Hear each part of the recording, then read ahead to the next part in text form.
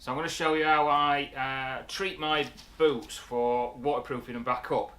So I've got a pair of Mindles. This is my second pair. My first pair lasted about five years I had them for. Only problem is when I go beating with them in our shoot day, we do a lot of briars, so it does rag up the leather quite a bit on the front, so it basically starts cutting through. So that's the main reason my boots fail, is that they just get ragged at the front. So what I usually do first is use this Fearbins Aussie leather conditioner, which is quite a soft wax. So what I'm going to do is with a cloth, put that on first, and then I'm going to use a heat gun to warm it in. So let's get that sorted.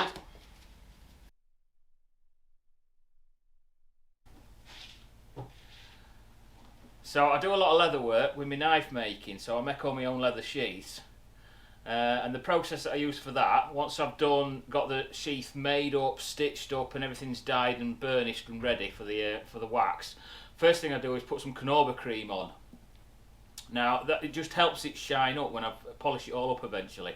So I'll put the Canova cream on, let that dry off, buff it all off, and then I'll put some of this Aussie conditioning wax on, or Aussie leather conditioner, warm it all up, and then soak it all into the leather.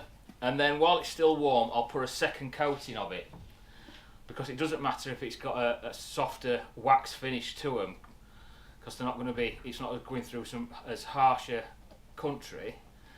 Nothing rubs up against them really, so that's where I'll finish with that. And then get a bit with a rag and then polish it all up. So like I say, similar thing with this. So I'll put it all over, and then I'll put the heat gun onto it just to get it all soaked into the leather.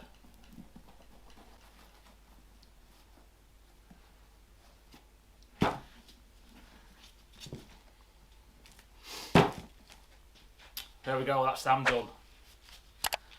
So, next job, like I say, going towards a heat gun. Now you don't want loads of heat, hairdryers should do just as well. All I'm doing is melting the wax off slightly. I don't want to overheat the boots because I don't want to damage the leather, and I don't want to damage any stitching or any glues. So it just warms them up. Get the wax to soak in. If you see any spots that you might have missed with the wax, I've noticed I've got a couple of bits here. Just go back to it, just fill them back in just to make sure that they're covered.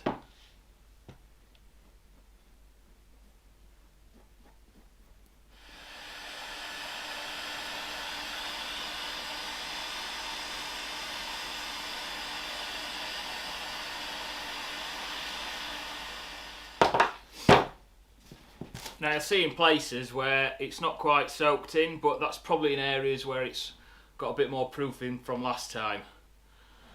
So that's the soft wax added to it, or the soft conditioner added to it. So what I'm going to do next is I'm going to use this wax, but I'm going to apply it with a brush. So I'm going to force it into the leather rather than try and rub a softer wax on top. I prefer using the harder waxes because I don't think it rubs off quite as easy as some of the other waxes. Boots are still warm, so it will soak in slightly, hopefully.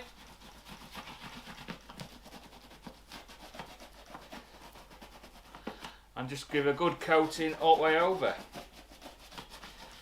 Using a little bit of A-ball grease to force it in.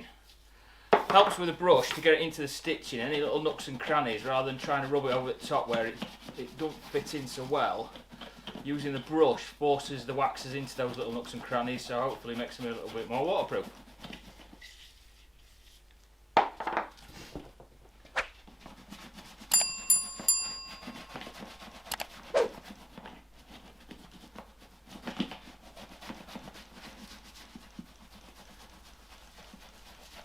So there we go, all waxed up, waterproofed and ready for tomorrow. If you want to see any of my other leather work, go and check out my danumblades page. I'll put a link to it. Other than that, guys, if that was helpful, give us a like, and I'll see you later.